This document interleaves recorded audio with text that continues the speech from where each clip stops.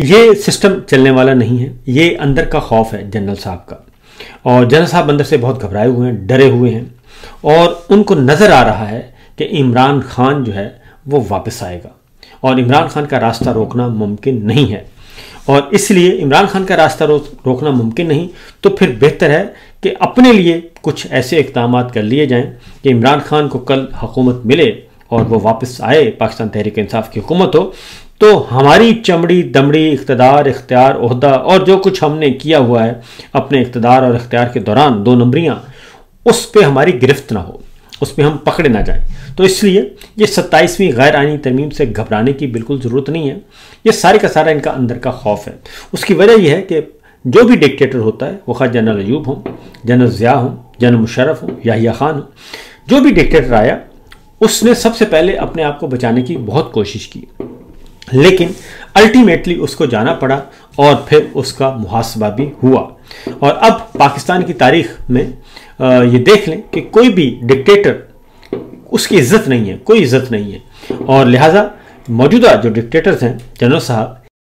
इनकी भी कोई इज्जत नहीं होगी। अगली बात ये हमें सुनाते हैं कि कुरान मजीद की आयात हमें सुनाते थे और तर्जमा करके सुनाते थे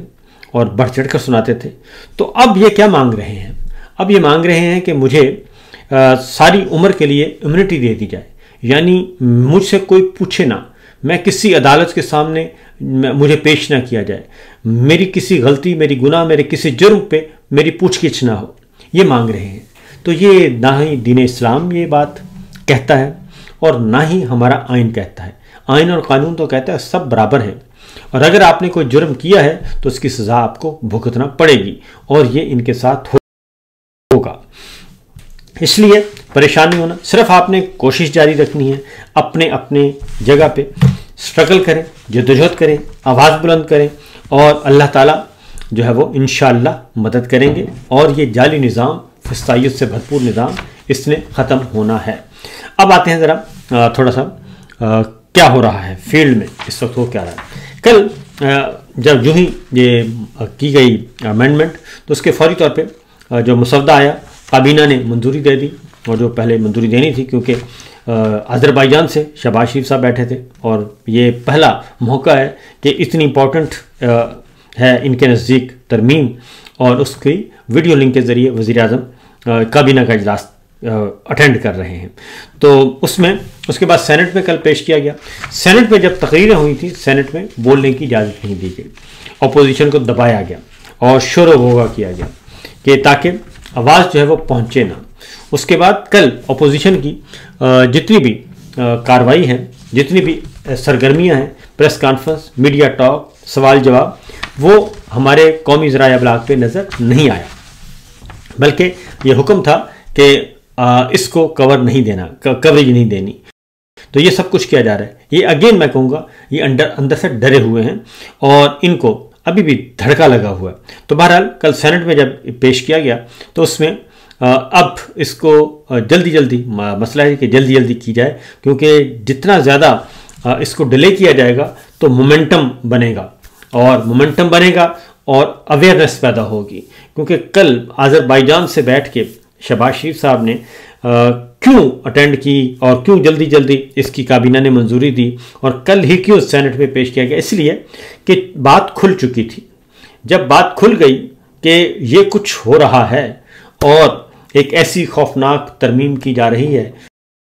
जिसमें ना आइन बचेगा, ना इदारे बचेंगे, ना पाक फ़िज़ाइया, ना पाक बहरिया, ना जॉइंट स्टाफ हेडक्वार्टर, ना सुप्रीम कोर्ट, ना अदलिया, कुछ भी नहीं बचेगा, पार्लियामान भी नहीं बचेगा। तो उसके बाद फिर इन्होंने सोचा कि जल्दी इसको अब हम प्रोसेस करें, क्योंकि वरना तो ये हर रोज़ जितने दिन हम डिले करेंगे और 3 दिन अज़रबैजान से वापसी पे लगेंगे, तो बेहतर है कि जल्दी इसको किया जाए। इसलिए शहबाज शरीफ साहब अज़रबैजान से बैठे और उन्होंने इस फॉर्मेलिटी को पूरा किया। सेनेट में आया तो सेनेट में कल एक मुश्तरका कमेटी बनाई गई, कायमा कमेटी जो है लॉ एंड जस्टिस की, कौमी असम्बली की भी और सेनेट की भी, उन दोनों को कर दिया गया मुश्तरका करके बना के, तो उसका इजलास भी बुला लिया गया और इसे कहा गया कि जी आप 8 तारीख को, यानी कि आज इसका इजलास होना है, और आज के दिन ये इसकी होगी जी इसकी मीटिंग होगी और इसमें होगा डिस्कस होगा 27वीं तरमीम। जो मेंबर्स हैं वो मैं आपको बता देता हूँ। चेयरमैन है चौधरी मोहम्मद बशीर विर्क, इसके चेयरमैन हैं। और मेंबर्स में मोहम्मद बिलाल असर क़यानी हैं और राना मोहम्मद कासिम नून है, जहरा वदूद फातमी है, किरण हैदर हैं, सायरा तारड़ हैं और महजबीन खान अब्बासी हैं, सैयद अली कासिम गिलानी हैं, नफीसा शाह हैं, सैयद अबरार अली शाह हैं और इसके साथ ही नवीद कमर साहब हैं पीपल्स पार्टी और हफीजुद्दीन हसन साबिर हैं, सुहेल सुल्तान हैं, गौहर अली ख़ान हैं बैरिस्टर और अली मोहम्मद ख़ान हैं, उमैर ख़ान न्याजी हैं, चंगेज़ अहमद ख़ान हैं, सरदार मोहम्मद लतीफ़ खान खोसा हैं और इसी तरीके से आलिया कामरान हैं और आज़म नज़ीर तरड़ साहब हैं वज़ीर कानून इसके। और इसके साथ साथ ही जो स्पेशल इन्वाइटी हैं उनमें मोहम्मद एजाजुल हक MNA उनको भी शामिल कर लिया गया है और उसके साथ हैं जी मिस मुनज़्ज़ा हसन इनको शामिल किया गया, चौधरी सालिक हुसैन इनको शामिल किया गया, यानी कि काफली को बुला लिया गया और MQM को बुला लिया गया और एजाजुल हक साहब को बुला लिया गया,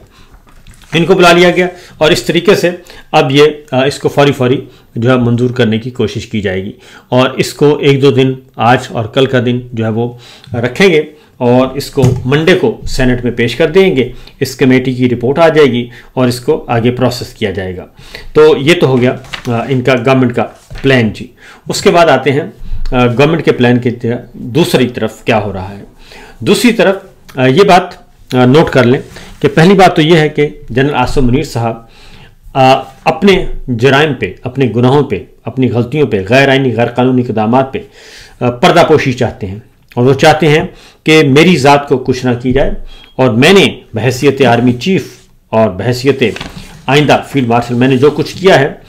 उससे मुझे इम्यूनिटी दे दी जाए, यानी कि मुझे मुआफ़ी दे दी जाए। ये सादा ज़बान में मुआफ़ी मांग रहे हैं, वो NRO मांग रहे हैं इस तरमीम के ज़रिए और आइनी तहफ़्फ़ुज़ मांग रहे हैं कि आइन में लिख दें जी कि मुझसे कोई नहीं पूछेगा। नंबर 1। नंबर 2, उसके बाद जरदारी साहब भी आ गए। जरदारी साहब ने कहा मेरा भी लिखें कि मुझे भी, अब मैं सदारत से उतर भी जाऊं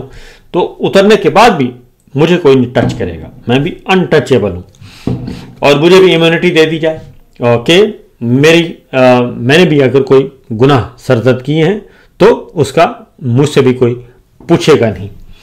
मुझसे हिसाब नहीं लेगा। जैसे माजी में होता रहा है कि जैसे ही आप ऐवान सदर से निकलते हैं तो उसका आपके खिलाफ मुकदमात जो हैं वो खुल जाते हैं, तो वो कहते हैं नहीं मुझे भी इससे रखा जाए। जाहिर है अगर आप field marshal general Asim Munir साहब के लिए रखते हैं तो फिर सदर साहब के लिए भी होना चाहिए। उसके बाद नेक्स्ट जो है शहबाज शरीफ साहब ने कहा कि भाई ये बात क्या हुई, फिर मेरा भी होना चाहिए और वज़ीर आज़म को भी इसमें शामिल करें। तो लिहाजा अब वो भी इस्तिस्ना मांग रहे हैं, इम्यूनिटी मांग रहे हैं कि मुझसे भी वज़ारत उज़्मा से हट जाऊं, वज़ीर आज़म हाउस से निकल जाऊं तो मुझसे भी कोई नहीं पूछेगा। तो ये अपनी अपनी जगह पे, अपने जराइम पे, अपने गुनाहों पे और आइन शिकनी और कानून शिकनी जो इन्होंने की है उस पर ये पर्दापोशी चाह रहे हैं। ये दरअसल एक NRO है, ये NRO मांग रहे हैं और इनको 100% यकीन है, इस बात का 100% यकीन है कि इमरान खान का रास्ता ये नहीं रोक सकते। इमरान खान ने वापस आना है और जब वो वापस आएगा और इनको डर है कि जब वापस आएगा तो वो हिसाब लेगा और हिसाब उसने क्या लेना है, वो इनसे इन्हीं के चार्जशीट जो है वो सामने रखेगा और क्या होना है। लिहाजा ये उस डर की वजह से, उस खौफ की वजह से ये सब कुछ कर रहे हैं। इसीलिए कल सबके हाथ पांव फूले हुए थे और सब परेशान थे और इनको सबसे ज़्यादा ख़तरा जुडिशरी से है। लिहाजा जुडिशरी की तरफ भी इनकी नज़र इसीलिए है कि वहाँ से हमें कुछ ना मिले। लेकिन एक बात आपको बता दूँ कि ये कुछ भी कर लें, अल्टीमेटली इन्होंने अपना हिसाब देना है, क्योंकि इनका ख्याल है कि 2/3 अक्सरियत इनको जो है वो उसको रोकना है। बस अगले इलेक्शन में इनको सिर्फ 2/3 अक्सरियत रोकनी है कि 2/3 अक्सरियत इमरान खान साहब ना लेने पाएँ, ताकि इनका जो है रोटी पानी चलती रहे और इनको कोई पूछे ना। इसीलिए जनरल आसिम मुनीर साहब जो हैं इसी के इर्द गिर्द सारी चीज़ें घूम रही हैं। अब एक और बात, इससे बेहतर है कि आप पाकिस्तान को एक प्राइवेट कंपनी डिक्लेयर कर दें, ताकि आपको अंदाज़ा हो जाए कि जनाब प्राइवेट कंपनी है पाकिस्तान और प्राइवेट कंपनी की तरह इसको चलाया जाएगा। अब अपोजिशन की तरफ से ऐलान कर दिया गया है, और पहला ऐलान, और मैं समझता हूँ कि ये बहुत एक सही इमरान खान का जो एक विजन है उसके accordingly leader of opposition Mahmood Khan Achakzai साहब और leader of opposition senator Raja Abbas साहब, उन्होंने कल मुश्तरका तौर पे एक वीडियो स्टेटमेंट जारी की है और उन्होंने ये अनाउंस कर दिया है कि आज शाम 8:30 बजे पूरे पाकिस्तान में पाकिस्तान के अवाम अपने अपने घरों से निकलें और अपने घरों से निकलें, अपने कारोबारी मराकज़ से निकलें और पुरअमन तौर पर एहतजाज करें। और उसका जो स्लोगन है वो होगा सुबह बेनूर को तेरे इस दस्तूर को मैं नहीं मानता, मैं नहीं मानता। तो ये जो है हबीब जालब का, ये कभी शहबाज शरीफ साहब बहुत लहक लहक कर पढ़ते होते थे, तो अब मेरा ख्याल है कि अब इन्हीं के सामने वो आएगा। तो एक तो ये है, दूसरा महमूद खान अचगज़ई साहब ने कहा है कि जमहूरियत जिंदाबाद और आमरीत मुर्दाबाद का ये स्लोगन होना चाहिए, और इसके अकॉर्डिंगली हम आगे बढ़ेंगे और इस सारे रास्ते को रोकना है। एक और काम किया गया है कि नवाज शरीफ साहब को ख़त लिखने का फैसला भी किया गया है, और वो महमूद खान अचगज़ई साहब तहरीक तहफ़्फ़ुज़ आईन पाकिस्तान के सरबराह भी हैं, मुत्तहिदा अपोजिशन के, और लीडर ऑफ अपोजिशन कौमी असम्बली भी हैं। उन्होंने भी इस बात का कहा है कि हम नवाज शरीफ साहब को भी ख़त लिखेंगे और उनसे पूछेंगे कि जनाब आप तो वोट को इज्जत दो कहते थे, और वो मिसाक़ जमहूरियत आपने साइन किया हुआ था, तो वो सारे का सारा मिसाक़ जमहूरियत का जनाजा निकल गया, वो सब कुछ अब क्या बनेगा? तो क्या आप अभी भी उसी बात पे कायम हैं? तो ये सूरत हाल है, और आमरीत जमहूरियत जिंदाबाद, आमरीत मुर्दाबाद, और हमारा जो तीसरा नारा है वो कहते हैं कि कैदियों को रिहा करने से मुतालिक होगा। Leader of opposition Mahmood Khan Achakzai साहब ने ये अनाउंस किया है। इसके साथ साथ ही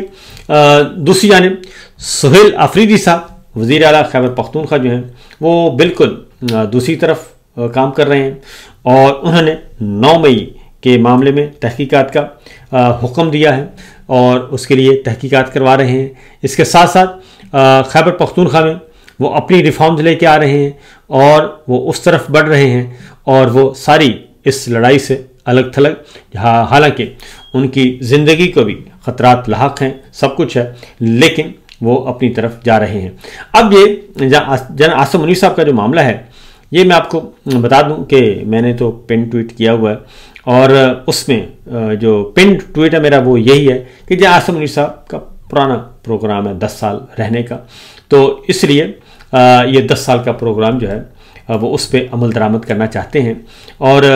chief of defence staff field marshal general Asim Munir जो हैं वो कहते हैं कि मेरी जो मुद्दत मुलाजमत है 25 से शुरू करें इस साल से, तो 30 साल तक 5 साल तक मुझे रखें, तो 30 साल तक मैं चीफ ऑफ डिफेंस स्टाफ रहूं,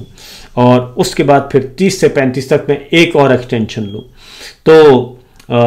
एक कानून है, एक प्लानिंग है इंसानों की, और एक प्लानिंग होगी अल्लाह ताला की, और अल्लाह ताला की प्लानिंग ही अल्टीमेटली जो है वो होती है और वही कामयाब होती है।